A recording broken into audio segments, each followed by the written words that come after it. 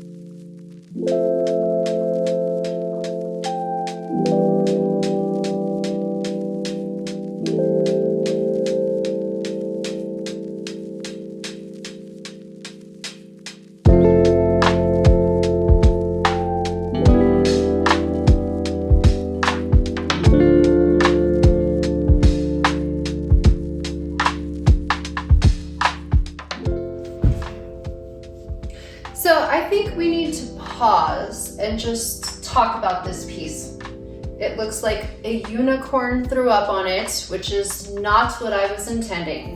What I had a vision of was something like more neutral, with like slight little dabs of color here and there to make it gently pop, not make it look like a unicorn threw up on it. So first off, I want to talk about this girl that I follow on YouTube. Her name is Chris Donna. She's amazing. If you haven't checked out her work, check it out. She makes beautiful, beautiful pieces, very colorful, vibrant pieces, very well done. So she talks about breaking through the fugly part. When we're doing furniture makeover art, we end up getting to a point sometimes where it's like, what is this? What's going on? This is just a mess and it looks crazy.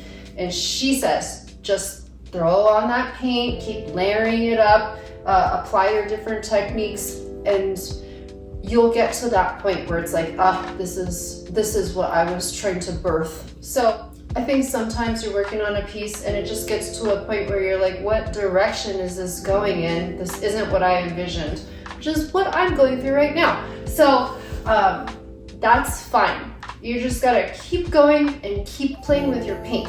I think I way overdid it with the paint here. I was like, I'll just put a couple of dabs of paint here and there and it'll like just look real pretty. But no, it just looks like a unicorn threw up all over this box. So what I'm going to do next is I'm gonna create a wash. I'm gonna take a light neutral tone, I'm gonna water it down, and then I'm gonna apply that all over the piece and dab it off with the rag.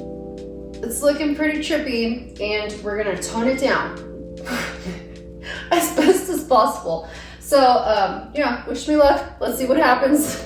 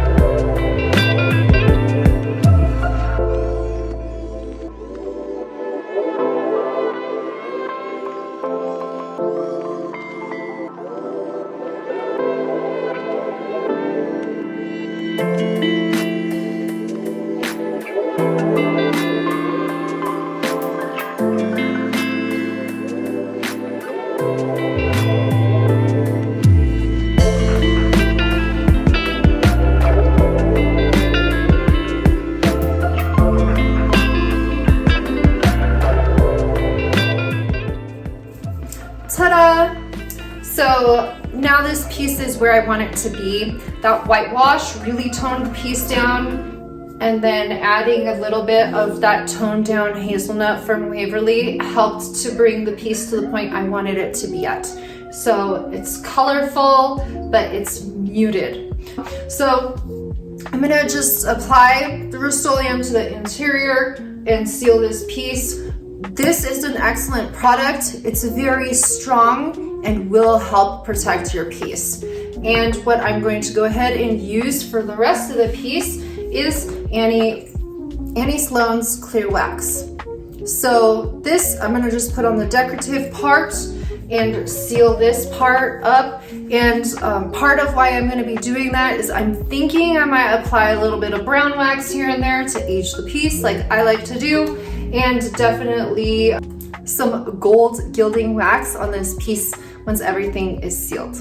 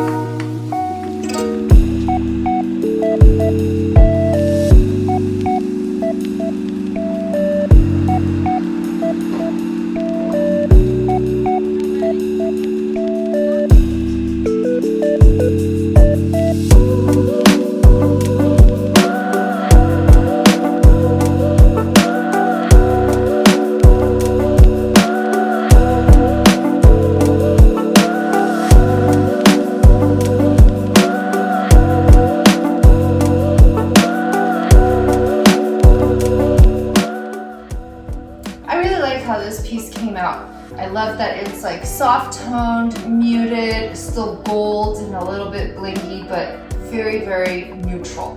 This is a new technique that I was trying out. I haven't really done anything like this before, taking like the little dabs of color and blending them.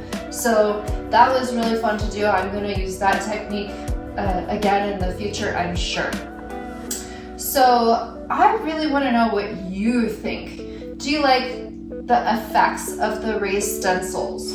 I love how you can create different effects with the colors behind the stencil. So I like that. I love that because it helps to make the stencil pop more. I really love to hear your comments. Have you worked with raised stencils before? What kind of product do you use with your raised stencils? Let me know what you think about the whole process. What did you think when it was like all super bright and colorful and just looked like a unicorn threw up all over this? Did you expect it to turn out something like this? Thank you so very much for watching. Go ahead, like, comment, and subscribe. Have a beautiful day.